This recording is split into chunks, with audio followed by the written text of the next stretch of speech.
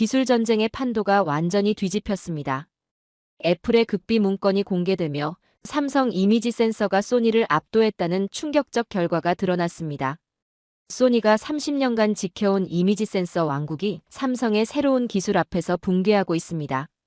지금부터 전 세계를 경악하게 만든 삼성 기술의 정체와 무릎 꿇은 일본의 참회, 그 충격의 전말을 파헤쳐 보겠습니다.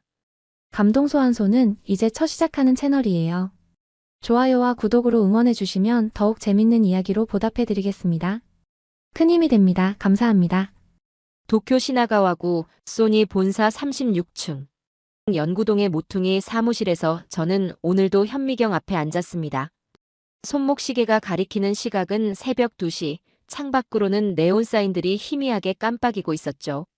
제 이름은 타나카 켄지, 올해로 62세가 되었습니다. 지난 35년간 이 자리에서 단 한 가지 일만을 해왔습니다. 빛을 담는 기술, 바로 이미지 센서 개발이었죠. 책상 위에는 수십 년간 쌓인 설계도들이 층층이 쌓여 있었습니다. 각각의 도면마다 제가 흘린 땀과 밤샘의 흔적들이 배어 있었죠. 동료들은 저를 소니의 살아있는 전설이라고 불렀습니다. 일본 반도체 신화 그 자체라고 말하기도 했었네요.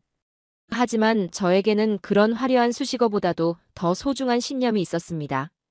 월요일 아침마다 열리는 주간회의에서 저는 늘 같은 이야기를 했습니다. 젊은 연구원들이 둘러앉은 테이블을 천천히 둘러보며 제가 가장 중요하게 여기는 철학을 들려주곤 했었죠.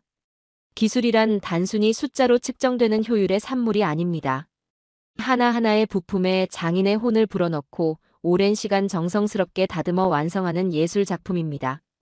저는 항상 이렇게 강조했어요. 그런 제 눈에 비친 삼성이라는 회사는 어떤 존재였을까요? 솔직히 말하자면 제대로 된 기술 회사라고 생각하지 않았습니다. 그저 빠른 속도와 대량 생산에만 몰두하는 영혼 없는 공장 정도로 여겼었죠. 금요일 저녁 동료들과의 술자리에서는 더욱 거침없이 속마음을 드러냈습니다. 맥주잔을 기울이며 저는 말했어요. 그들의 기술은 화려한 디지털 눈속임일 뿐입니다. 우리처럼 빛을 이해하는 깊이가 없어요. 제 옆자리에 앉은 야마다 부장이 고개를 끄덕이며 맞장구를 쳤었죠. 우리가 30년 동안 쌓아온 빛에 대한 깊은 이해, 그 섬세함과 정교함을 그들이 어찌 따라올 수 있겠습니까? 회식 자리는 늘 그런 식으로 우리끼리의 자부심을 확인하는 시간이었습니다. 소니라는 이름 뒤에 숨겨진 수십 년의 전통과 기술력에 대한 무한한 신뢰가 있었거든요. 그 시절 제 연구실 벽면에는 역대 소니 이미지 센서들의 사진이 연대 기순으로 붙어 있었습니다. 1990년대에 투박하지만 혁신적이었던 첫 작품부터 2020년대에 정교하고 완벽한 최신작까지 말이죠. 매일 아침 출근해서 그 사진들을 바라보며 느꼈던 벅찬 자부심을 지금도 생생하게 기억합니다. 이 모든 것이 제 손을 거쳐 만들어졌다는 사실이 얼마나 큰 보람이었는지 모릅니다. 해외 학회에 참석할 때마다 저는 당당했습니다. 발표 무대에 올라 소니의 기술 철학을 설명할 때면 청중들의 감탄 어린 눈빛을 받으며 일본 기술의 우수성을 온몸으로 느꼈었죠. 특히 유럽의 연구자들이 우리의 섬세한 색감 표현 기술에 경의를 표할 때면 마치 전 세계가 일본의 장인 정신을 인정하는 듯한 기분이었습니다. 그런 견고한 자부심의 성벽 안에서 저는 수십 년을 보냈습니다.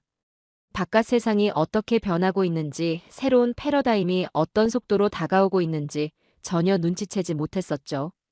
제가 쌓아올린 30년 철옹성은 너무나 완벽해 보였고 그 안에서 저는 영원할 것만 같은 평온함을 느끼고 있었습니다. 하지만 그 무렵, 그리 멀지 않은 한반도에서는 이미 새로운 시대의 문이 열리고 있었다는 사실을 저는 전혀 알지 못했습니다. 그런 평온한 일상이 산산조각 나는 데는 단 하루면 충분했습니다. 2025년 7월의 어느 무더운 오후였죠. 제가 늘 그랬듯 연구실에서 새로운 센서 프로토타입의 미세 조정에 몰두하고 있을 때 급하게 울리는 전화벨 소리가 고요함을 깨뜨렸습니다. 수화기 너머로 들려온 목소리는 평소보다 한 옥타브 높았고 긴장감이 역력했어요. 사토 상무의 목소리였습니다. 타나카 씨, 지금 당장 36층 대회의실로 올라와 주세요. 그의 음성에서 평소의 여유로움은 찾아볼 수 없었습니다. 뭔가 심상치 않은 일이 벌어졌다는 직감이 들었어요. 엘리베이터 안에서 층수가 올라갈 때마다 가슴 한 구석이 묵직해지는 것을 느꼈습니다. 대회의실 문을 열고 들어서는 순간 평소와는 전혀 다른 분위기가 저를 맞이했습니다. 길고 넓은 오크 테이블 주위로 소니의 핵심 임원들이 둘러앉아 있었는데 모두의 얼굴이 굳어 있었어요. 누군가는 손으로 이마를 짚고 있었고 또 다른 이는 펜을 연신 돌리며 불안감을 감추지 못하고 있었습니다. 이런 모습을 본 것은 제가 소니에 입사한 이래 처음이었죠. 회의실 정면의 대형 스크린에는 하나의 문서가 띄워져 있었습니다. 애플 로고가 선명하게 박힌 공식 문서였어요. 제목을 읽는 순간 등골이 서늘해졌습니다. 차세대 스마트폰용 이미지 센서 성능 비교 분석 보고서라고 적혀 있었거든요. 그것도 극비 라벨이 붙은 내부 자료였습니다. 사토 상무가 무거운 입을 열었습니다. 애플 측에서 비공개적으로 전달해온 테스트 결과입니다. 우리 소니와 삼성의 최신 이미지 센서를 동일한 조건에서 비교 평가한 자료인데 한번 보시겠습니다. 그의 손가락이 리모컨을 누르자 첫 번째 그래프가 화면에 나타났습니다. 저조도 환경에서의 다이내믹 레인지 비교 차트였습니다. 파란색 막대가 소니, 빨간색 막대가 삼성을 나타내고 있었어요. 제 눈을 의심했습니다. 빨간색 막대가 파란색보다 거의 2배 가까이 높게 솟아 있었거든요. 이어서 나타난 두 번째 그래프는 더욱 충격적이었습니다. AI 객체 인식 및 분할 속도에서도 삼성이 압도적으로 앞서고 있었어요. 야마다 부장이 떨리는 목소리로 질문했습니다. 이 데이터가 정말 검증된 것입니까? 사토 상무는 고개를 천천히 끄덕이며 대답했습니다. 지난 몇 주간 실리콘밸리에서 조용히 돌던 소문들이 현실로 드러난 것 같습니다. 삼성의 새로운 기술이 업계 전체를 뒤흔들고 있다는 이야기였습니다. 저는 그 순간 머릿속이 하얘지는 것을 느꼈습니다. 35년간 쌓아온 제 모든 신념이 한순간에 도전받고 있었거든요. 손이 떨리기 시작했고 목구멍이 바짝 말라왔습니다. 하지만 곧바로 분노가 치밀어 올랐어요. 이런 일이 있을 수 없다는 확신이 들었습니다. 저는 자리에서 벌떡 일어났습니다. 주먹으로 테이블을 3개 내리치며 소리쳤어요. 말도 안 됩니다. 이건 분명 속임수입니다. 제 목소리가 회의실 전체에 울려 퍼졌지만 아무도 대답하지 않았어요. 모두가 고개를 숙인 채 침묵을 지키고 있었습니다. 숫자가 전부가 아니라는 것을 제가 증명하겠습니다. 진정한 기술의 깊이와 섬세함은 이런 표면적인 데이터로 측정될 수 없습니다. 30년간 쌓아온 소니의 철옹성이 이 정도 파도에 무너질 리 없습니다. 하지만 제 목소리 끝자락에 숨어있던 미세한 떨림을 저 스스로도 느낄 수 있었어요. 그날 밤 집으로 돌아가는 길에 저는 계속해서 되뇌었습니다. 이건 일시적인 착오일 뿐이라고, 곧 모든 것이 제자리를 찾을 것이라고 말이죠. 하지만 가슴 한편에서는 말로 표현할 수 없는 불안감이 스멀스멀 피어오르고 있었습니다. 제가 그토록 견고하다고 믿었던 철옹성의 벽면에 작지만 분명한 균열이 생기기 시작한 순간이었습니다. 그 다음 날부터 저는 연구소에서 밤을 새우기 시작했습니다. 회의실에서 본 그 데이터가 잘못되었다는 것을 직접 증명해 보이겠다는 일념으로 말이죠. 평소 오후 6시면 퇴근하던 제가 새벽 3시까지 연구실에 남아있는 모습을 보고 동료들은 의아해했습니다. 하지만 저에게는 선택의 여지가 없었어요. 소니의 명예가, 그리고 제 평생이 걸린 문제였거든요. 먼저 삼성의 최신 이미지 센서를 구했습니다. 공식 루트로는 불가능했기에 개인적인 인맥을 총동원해야 했어요. 실리콘밸리의 부품업체에서 일하는 옛 동료에게 부탁해 겨우 한 개를 구할 수 있었습니다. 택배 상자를 뜯고 그 작은 센서를 꺼내드는 순간 묘한 기분이 들었어요. 마치 적진의 무기를 손에 든 듯한 느낌이었죠. 제 연구실 한쪽 구석에는 지난 10년간 공들여 만든 특별한 테스트 환경이 있었습니다. 1m 정도 크기의 미니어처 디오라마였어요. 작은 건물들과 나무, 인형들이 정교하게 배치되어 있고 다양한 각도의 조명이 복잡한 그림자를 만들어내도록 설계되어 있었습니다. 이 환경에서라면 이미지 센서의 진정한 실력을 가늠할 수 있다고 자부했었죠. 특히 제가 자랑스러워했던 것은 조명 시스템이었습니다. 자연광을 모방한 메인 조명부터 은은한 간접 조명까지 총 27개의 LED가 미세하게 다른 색온도와 밝기로 조절되어 있었거든요. 이렇게 복잡한 빛의 환경에서는 센서의 색감 표현력과 디테일 재현 능력이 적나라하게 드러났습니다.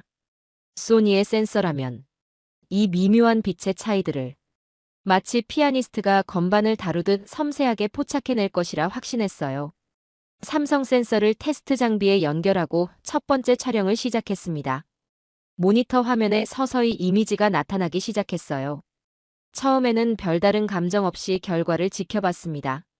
하지만 이미지가 완전히 렌더링되는 순간 저는 말 그대로 숨이 멎는 듯한 충격을 받았어요. 제가 예상했던 것과는 차원이 다른 결과물이 눈앞에 펼쳐졌습니다.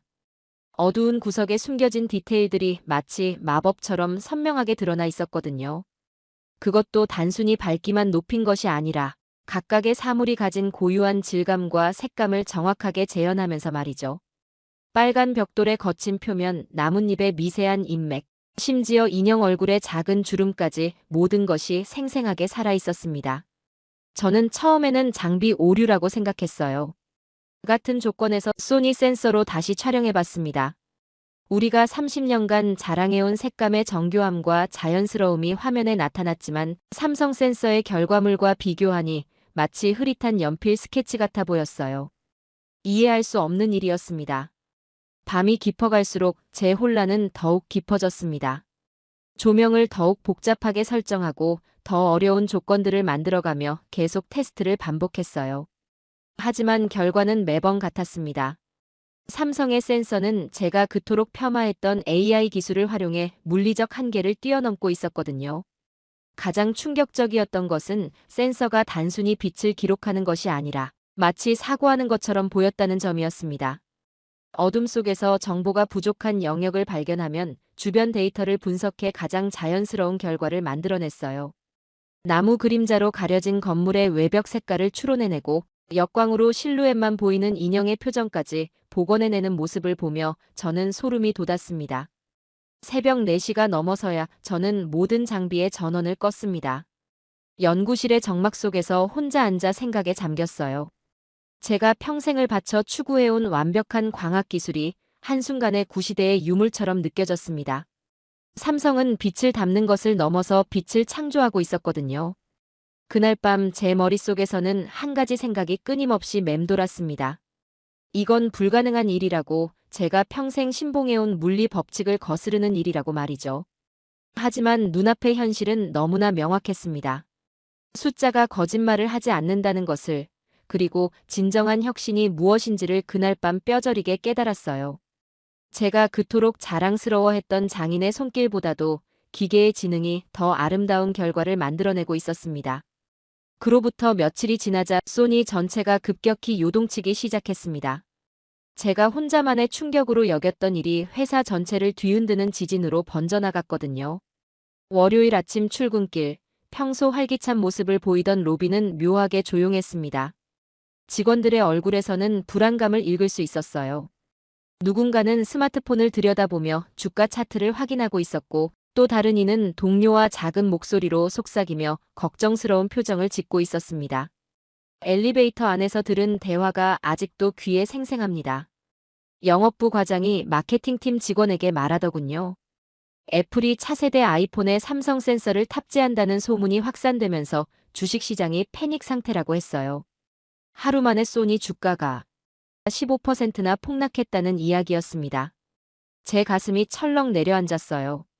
연구동 복도를 걸으며 주변을 둘러보니 변화를 감지할 수 있었습니다. 평소 자신감 넘치는 모습이었던 젊은 엔지니어들이 작은 무리를 이뤄 수군거리고 있었어요. 그들의 대화 내용을 듣고 싶지 않았지만 자연스럽게 귀에 들어왔습니다. 삼성의 3D 스태킹 기술이 얼마나 혁신적인지, 우리가 뒤처진 것은 아닌지에 대한 불안한 추측들이었죠. 제 연구실 문을 열고 들어서는 순간 책상 위에 전화기가 빨간 불을 깜빡이고 있었습니다. 부재중 전화가 7통이나 쌓여 있었어요. 대부분 언론사 기자들이었습니다. 소니의 대표적인 엔지니어인 제게 현 상황에 대한 입장을 묻는 연락들이었죠. 하지만 저는 그 어떤 전화도 받을 수 없었습니다. 무엇을 어떻게 설명해야 할지 막막했거든요. 오후가 되자 더욱 충격적인 소식이 들려왔습니다. 도시바와 르네사스 등 일본의 주요 반도체 기업들의 주가도 동반 하락하기 시작했다는 것이었어요. 소니의 위기가 일본 반도체 산업 전체의 위기로 확산되고 있었습니다. 30년간 세계를 선도해온 일본 기술의 신화가 한순간에 흔들리고 있는 모습이었죠. 그날 저녁 늦게 예상치 못한 전화가 걸려왔습니다. NHK 다큐멘터리 제작팀의 PD였어요. 차분하지만 진지한 목소리의 중년 남성이었습니다.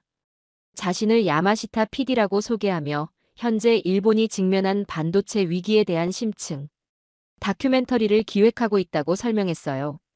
야마시타 PD의 말이 계속 이어졌습니다. 지금 일본 전체가 방향을 잃고 헤매고 있습니다. 언론과 정부, 기업 모두가 삼성의 약진이 일시적 현상인지 아니면 패러다임의 완전한 전환인지 판단하지 못하고 있습니다. 그리고 이런 상황에서 현장의 전문가가 직접 진실을 확인하고 국민들에게 정확한 정보를 전달할 필요가 있습니다. 제게 한국으로의 취재 동행을 제안했습니다.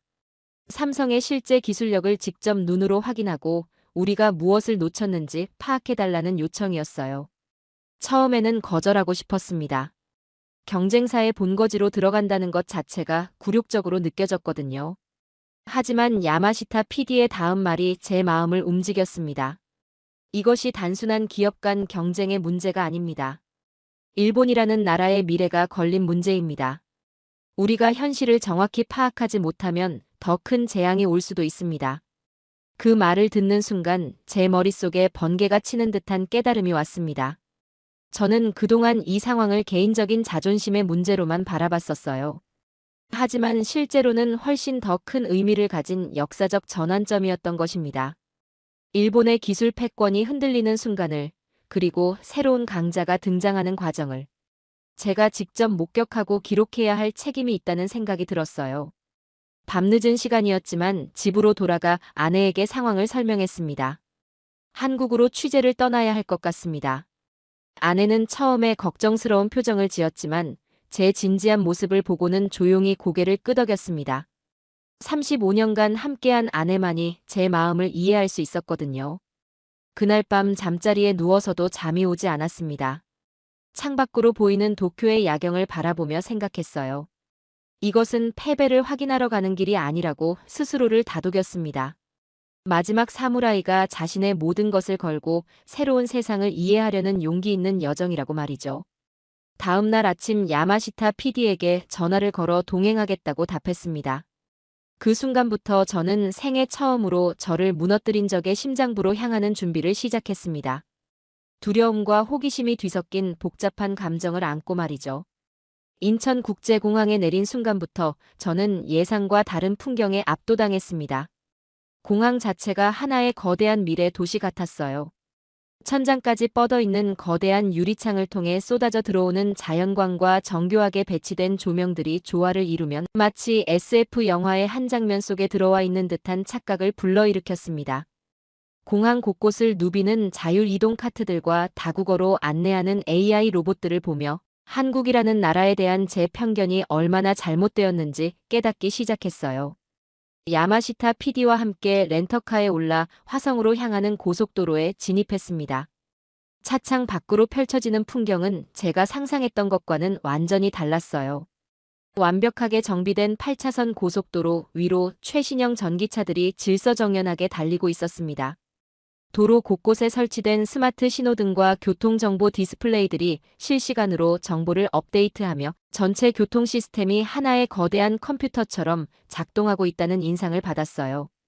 멀리 지평선 너머로 보이기 시작한 수원과 화성 지역의 스카이라인은 정말 장관이었습니다.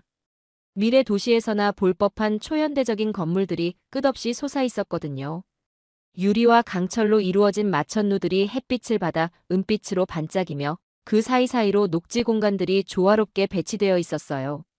저는 무의식 중에 감탄사를 내뱉었습니다. 이런 규모의 첨단 도시가 이렇게 체계적으로 조성되어 있다는 것이 믿기지 않았거든요. 고속도로에서 화성 방향으로 빠지면서 본격적으로 삼성 단지가 모습을 드러내기 시작했습니다. 처음에는 멀리서 보이는 거대한 구조물들이 공장인 줄 알았어요. 하지만 가까이 다가갈수록 그것들이 단순한 제조시설이 아니라는 것을 깨달았습니다. 각각의 건물마다 독특한 설계 철학이 담겨 있었고 건축물 자체가 첨단 기술의 상징처럼 보였거든요. 드디어 삼성전자 나노시티의 정문에 도착했습니다. 그 순간 제 눈앞에 펼쳐진 광경은 평생 잊을 수 없을 만큼 압도적이었어요. 정문부터가 범상치 않았습니다. 높이가 20m는 좋게 넘어 보이는 거대한 유리 구조물이 마치 크리스털 궁전처럼 서 있었거든요. 그 투명한 벽면에는 실시간으로 변화하는 디지털 아트워크가 흘러가고 있었고 방문객들을 맞이하는 홀로그램 안내판들이 여러 언어로 정보를 제공하고 있었습니다. 보안 검색대를 통과하며 받은 방문증에는 QR코드와 함께 제 얼굴 사진이 즉석에서 인쇄되어 있었어요. 담당 직원이 설명했습니다.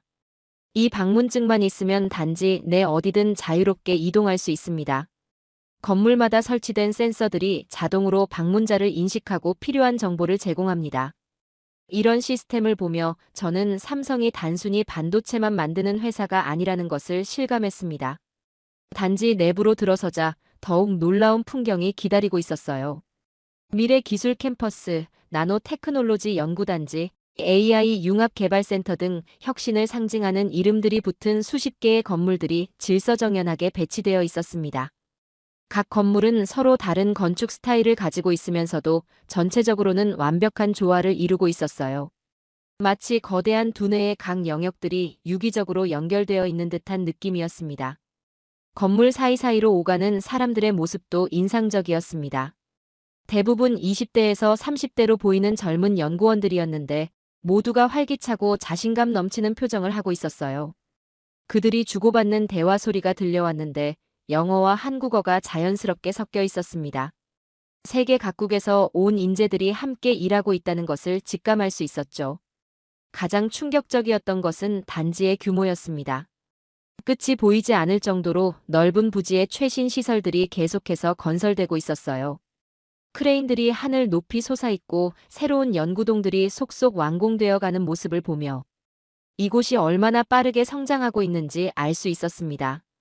저희 소니 본사의 연구동과 비교하면 마치 개미집과 메트로폴리스의 차이 같았어요. 안내를 받으며 메인 연구동으로 향하는 길에 저는 계속 두리번거리며 주변을 관찰했습니다. 건물 외벽에 설치된 거대한 디스플레이들에는 실시간으로 연구 성과와 기술 혁신 소식들이 흘러가고 있었어요. 그 중에서도 3D 스태킹 기술의 발전 과정을 보여주는 애니메이션이 특히 인상적이었습니다. 복잡한 기술을 이렇게 직관적으로 표현할 수 있다는 것 자체가 그들의 소통 능력을 보여주는 듯 했어요. 그 순간 제 머릿속에 한 가지 생각이 스쳤습니다. 이곳은 공장이 아니라 인류의 미래를 설계하는 거대한 두뇌라는 것이었어요. 30년 전통을 자랑하던 저희 소니 연구소가 갑자기 잘 관리된 박물관처럼 느껴지는 순간이었습니다. 과거의 영광에 안주하며 현재에 머물러 있는 곳과 끊임없이 미래를 향해 질주하는 곳의 차이를 온몸으로 느낄 수 있었거든요. 메인 연구동 1층 로비에서 저희를 맞이한 것은 30대 초반으로 보이는 젊은 연구원이었습니다. 키가 크고 말끔한 정장 차림에 자신감 넘치는 미소를 지으며 자신을 이준호 박사라고 소개했어요. 삼성전자 차세대 반도체 연구팀의 주임 연구원이라고 했습니다. 그의 첫인상에서 범상치 않은 무언가를 느꼈어요. 거만하지 않으면서도 흔들림 없는 자신감, 그리고 자신이 하는 일에 대한 깊은 자부심이 온몸에서 배어나오고 있었거든요. 이준호 박사는 정중한 어조로 오늘 견학 일정을 설명했습니다. 먼저 3D 스태킹 기술의 핵심 공정을 직접 관찰한 후 실제 테스트 결과를 확인해 볼 수 있습니다. 그의 설명을 들으며 저는 묘한 긴장감을 느꼈습니다. 지금까지는 외부에서 바라본 인상이었지만 이제부터는 진짜 승부가 시작될 것 같았거든요. 클린룸으로 향하는 복도는 마치 우주선 내부 같았습니다. 벽면 전체가 매끈한 스테인리스 스틸로 마감되어 있었고 천장의 LED 조명들이 부드럽지만 선명한 백색광을 균등하게 뿌려주고 있었어요. 복도 곳곳에 설치된 공기 정화 시스템에서 나오는 희미한 소음만이 고요함을 깨뜨리고 있었습니다. 걸음을 옮길 때마다 발밑에서 들리는 신발 소리조차 흡음재에 의해 부드럽게 흡수되어 버렸어요. 탈의실에서 방진복으로 갈아입는 과정부터가 하나의 의식 같았습니다. 머리부터 발끝까지 완전히 하얀 복장으로 바뀐 저희의 모습을 거울에서 보니 마치 다른 세계의 주민이 된 듯한 기분이었어요. 이준호 박사가 방진복 착용법을 하나하나 꼼꼼히 점검해주며 말했습니다. 미세한 먼지 하나도 클린룸에 들여보낼 수 없습니다. 그 철저함에서 삼성의 기술에 대한 완벽주의를 엿볼 수 있었죠. 에어샤워 부스를 통과하며 강력한 공기 분사를 받는 동안 저는 마음의 준비를 했습니다. 곧 제가 평생 믿어왔던 기술 철학에 도전하는 현장을 목격하게 될 것이라는 예감이 들었거든요. 부스의 문이 열리며 클린룸이 모습을 드러내는 순간 저는 말 그대로 다른 차원의 발을 디딘 듯한 충격을 받았습니다. 클린룸 내부는 인간의 영역이 아닌 듯한 완벽한 정적과 정밀함으로 가득했어요. 거대한 공간 전체가 일정한 온도와 습도로 유지되고 있었고 천장에 수많은 필터들을 통해 순환되는 공기가 미세한 바람을 만들어내고 있었습니다. 하지만 무엇보다 압도적이었던 것은 그 안에서 작동하고 있는 장비들이었어요. 제 눈앞에 펼쳐진 것은 반도체 제조의 혁명 그 자체였습니다. 수십 대의 정밀 로봇팔들이 완벽한 동조를 이루며 웨이퍼들을 다루고 있었어요. 각각의 움직임이 마이크로미터 단위의 정확성을 가지고 있었고 전체적으로는 마치 거대한 교향악단이 연주하는 듯한 조화로움을 보여주고 있었습니다. 로봇들이 웨이퍼를 집어 올리고 층층이 쌓아 올리고 정밀하게 정렬시키는 모든 과정이 숨막힐 정도로 아름다웠어요. 이준호 박사가 차분한 목소리로 설명을 시작했습니다. 기존의 반도체 기술은 평면적 확장에 의존해왔습니다. 더 많은 정보를 처리하려면 칩의 면적을 넓히거나 회로를 더 미세하게 만드는 방법밖에 없었습니다. 하지만 삼성은 완전히 다른 접근법을 택했습니다. 수평적 확장 대신 수직적 혁신을 선택했습니다. 그의 설명이 계속 이어졌습니다. 한 층짜리 넓은 도서관을 짓는 대신 100층짜리 정보의 마천루를 건설하기로 했습니다. 같은 바닥 면적에서 수백 배 많은 정보를 저장하고 처리할 수 있게 되었습니다. 그런데 더 놀라운 것은 각 층 사이의 정보가 빛의 속도로 소통한다는 점입니다. 수직으로 쌓인 각 레이어가 독립적으로 작동하면서도 전체적으로는 하나의 거대한 두뇌처럼 기능합니다. 실제 공정을 관찰하며 저는 경악을 금할 수 없었습니다. 웨이퍼 위에 반도체 층을 하나씩 쌓아 올리는 과정에서 각 층마다 서로 다른 기능의 회로가 형성되고 있었어요. 메모리층, 처리층, 인터페이스층이 수직으로 연결되면서 기존의 물리적 한계를 완전히 뛰어넘고 있었습니다. 이것은 단순한 기술 개선이 아니라 패러다임의 근본적 전환이었어요. 가장 충격적인 순간은 테스트 결과를 확인할 때였습니다. 이준호 박사가 보여준 성능 지표들을 보며 저는 현실감을 잃을 뻔했어요. 동일한 크기의 칩에서 기존 대비 500배 많은 데이터를 처리하고 있었고 전력 효율성은 10배 이상 향상되어 있었습니다. 무엇보다 놀라운 것은 이 모든 것이 이론이 아닌 현실이라는 점이었어요. 그 순간 제 머릿속에서 지난 35년간 쌓아온 모든 설계 철학이 무너져 내리는 소리가 들렸습니다. 저는 평생을 완벽한 그림을 그리는 화가로 살아왔다고 생각했어요.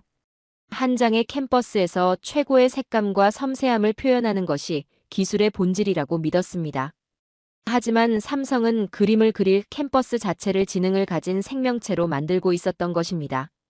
클린룸을 나오는 길에 저는 다리에 힘이 빠지는 것을 느꼈어요. 30년 철옹성의 주인이라고 자부했던 제 자신이 한순간에 구시대의 유물이 되어버린 기분이었습니다. 하지만 동시에 묘한 감동도 밀려왔어요. 인간의 상상력과 기술력이 이런 기적을 만들어낼 수 있다는 사실에 경의를 표하지 않을 수 없었거든요. 김포공항에서 하네다로 향하는 비행기에 몸을 맡기며 저는 창가 좌석에 앉아 아래로 멀어져가는 한반도를 내려다봤습니다. 2박 3일이라는 짧은 일정이었지만 마치 다른 행성을 다녀온 듯한 기분이었어요. 비행기가 고도를 높여갈수록 제 마음도 묘하게 차분해지기 시작했습니다. 지난 며칠간 받았던 충격들이 서서히 정리되면서 이제야 진정한 사고를 할 여유가 생긴 것 같았거든요. 옆자리의 야마시타 PD는 노트북을 열어 촬영 내용을 정리하고 있었지만 저는 그 어떤 것도 할 수 없었습니다. 머릿속이 너무 복잡했거든요. 지금까지 제가 목격한 것들을 어떻게 해석해야 할지, 그리고 일본으로 돌아가서 무엇을 해야 할지에 대한 명확한 답이 보이지 않았어요. 하지만 한 가지는 분명했습니다. 예전의 타나카 켄지로는 돌아갈 수 없다는 것이었죠. 기내에서 제공된 차를 마시며 저는 삼성에서 만난 이준호 박사의 모습을 다시 떠올려 봤습니다. 그의 설명을 들으며 처음에는 젊은 패기 정도로 치부하려 했어요. 하지만 돌이켜보니 그의 자신감은 근거 없는 오만이 아니었습니다. 그는 자신들이 만들어낸 기술에 대한 깊은 이해와 확신을 바탕으로 말하고 있었거든요. 무엇보다 그들의 접근법 자체가 저희와는 완전히 달랐다는 것을 깨달았어요. 저희 소니는 지난 30년간 완벽함을 추구해왔습니다. 하나의 제품을 오랜 시간에 걸쳐 정교하게 다듬고 미세한 결함도 허용하지 않는 장인 정신을 자랑으로 여겼어요. 하지만 삼성은 완전히 다른 철학을 가지고 있었습니다. 그들은 완벽함보다는 혁신을 추구했고 안전함보다는 모험을 택했으며 기존의 틀을 지키기보다는 파괴하고 새로 만드는 용기를 가지고 있었거든요. 가장 인상 깊었던 것은 그들의 실패에 대한 태도였습니다. 클린룸에서 이준호 박사가 들려준 이야기가 생각났어요. 3D 스태킹 기술을 개발하는 과정에서 수백 번의 실패를 겪었습니다. 하지만 그들은 실패할 때마다 더 나은 방법을 찾기 위해 기존의 모든 것을 과감히 버렸습니다. 심지어 90% 완성된 프로젝트도 더 혁신적인 아이디어가 나오면 주저없이 폐기했다는 이야기였죠. 그 순간 저는 소름이 돋았습니다. 저희는 30년간 쌓아온 기술을 보물처럼 아끼며 그것을 조금씩 개선하는 데만 몰두해왔거든요. 하지만 삼성은 과거의 성공에 얽매이지 않고 끊임없이 자신들을 부정하고 혁신해 나가고 있었던 것입니다. 이것이야말로 진정한 용기이고 지혜라는 생각이 들었어요. 비행기가 일본 영공에 진입하며 기장의 안내방송이 흘러나왔습니다.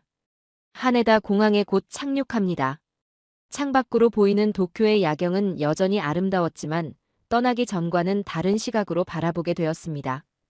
이 도시에, 이 나라에 제가 돌아와서 무엇을 해야 할지 막막했거든요. 저는 평생을 전설적인 센서를 설계해온 제 두 손을 내려다봤습니다. 수많은 미세 조정과 정밀한 작업을 해온 이 손들이 갑자기 낡고 시대에 뒤떨어진 것처럼 느껴졌어요. 하지만 동시에 이 손들이 새로운 무언가를 만들어낼 수도 있다는 희망도 생겼습니다. 다만 그것은 과거와는 완전히 다른 방식이어야 한다는 것을 깨달았죠. 가방에서 수첩을 꺼내 펜을 들었습니다. 지금까지는 기술 설계도나 회의 내용만 적던 수첩이었는데 오늘은 전혀 다른 것을 써내려가고 싶었어요. 새로운 소니가 나아갈 방향에 대한 제 생각들을 정리해보고 싶었습니다. 첫 번째 줄에 쓴 문장은 스스로도 놀라울 정도로 명확했어요. 정복이 아닌 동반자라고 적었습니다. 그 문장을 쓰고 나서 저는 잠시 멈춰서서 생각해봤습니다. 지금까지 저희는 경쟁사들을 넘어서야 할 적으로만 여겨왔어요. 특히 삼성은 우리의 기술을 위협하는 골칫거리 정도로 생각했었죠. 하지만 이제는 다른 관점이 필요하다는 것을 깨달았습니다. 서로를 파괴하려 하기보다는 함께 더 큰 가치를 만들어갈 방법을 찾아야 한다는 것이었어요. 두 번째 줄에는 학습과 적응이라고 적었습니다. 삼성의 혁신적 기술을 단순히 따라하자는 것이 아니었어요. 그들의 사고방식과 도전 정신을 배워서 우리만의 새로운 길을 찾자는 의미였습니다.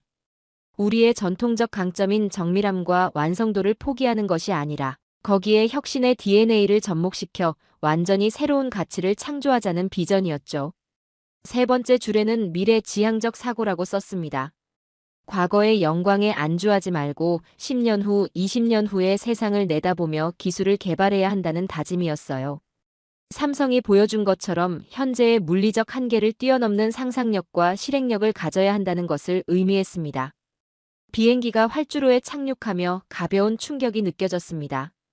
일본 땅에 다시 발을 디딘 순간이었지만 저는 더 이상 예전의 타나카 켄지가 아니었어요. 한국에서 목격한 혁신의 현장이 제게 새로운 사명감을 심어주었습니다. 이제 일본이 나아갈 새로운 길을 제시하고 동료들과 함께 변화를 만들어가야 한다는 책임감이 무겁게 다가왔습니다. 일본에 돌아온 지 일주일이 지났을 무렵 야마시타 PD로부터 다시 연락이 왔습니다. 촬영한 영상들을 편집하면서 마지막 인터뷰가 필요합니다. 한국에서 직접 목격한 것들에 대한 솔직한 소감을 들려달라는 요청이었습니다. 처음에는 망설여졌어요. 제가 본 것을 있는 그대로 말한다면 일본 반도체 업계 전체에 큰 파장을 일으킬 것이 분명했거든요. 하지만 진실을 외면하는 것이 더 큰 문제라는 생각이 들었습니다. NHK 스튜디오에 도착했을 때의 분위기는 예상보다 무거웠어요. 스태프들의 표정에서 이번 다큐멘터리가 단순한 기술 리포트가 아니라는 것을 느낄 수 있었습니다. 일본의 미래가 걸린 중대한 증언을 기록하는 자리라는 긴장감이 스튜디오 전체를 감돌고 있었어요. 메이크업을 받으며 거울 속 제 모습을 바라봤습니다. 한국을 다녀오기 전과는 분명히 다른 눈빛을 하고 있었죠.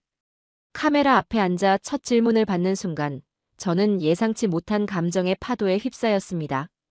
야마시타 PD가 질문했습니다. 삼성의 기술력을 직접 보신 소감이 어떠셨습니까? 갑자기 목구멍이 메어오는 것을 느꼈어요.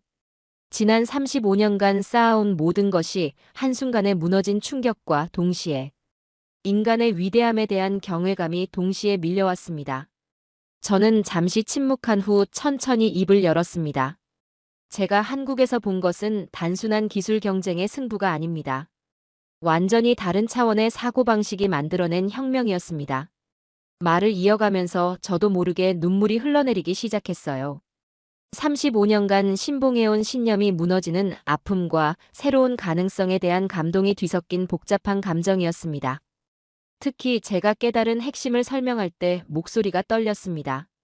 우리 소니가 30년간 세상에서 가장 아름다운 그림을 그리는 법을 연구하고 있을 때 한국의 삼성은 스스로 생각하고 숨쉬는 캠퍼스를 발명하고 있었습니다. 우리는 완벽한 예술가가 되려고 노력했지만 그들은 세상을 창조하는 신이 되려 하고 있었다는 것을 깨달았습니다. 인터뷰가 진행될수록 제 고백은 더욱 솔직해졌습니다.